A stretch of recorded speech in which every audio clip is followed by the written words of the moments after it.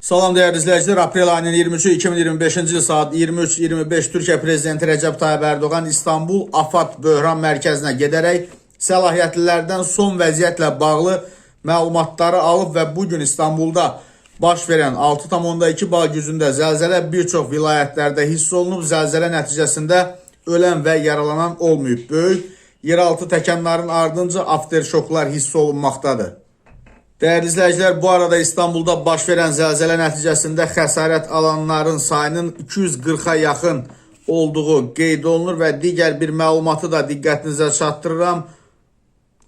İstanbul'da məktəb həyətləri, idman zalları və məscidlər zəlzələ qorxusundan evdə gecələmək istəməyən vətəndaşların istifadəsinə açılıb və bu barədə İstanbul Valiliyi açıqlama yayıb. Həmçinin məktəblərimizin sanitar qovşaqların növbəti xəbərdarlığa qədər vətəndaşlarımızın istifadəsinə açıq olacaq.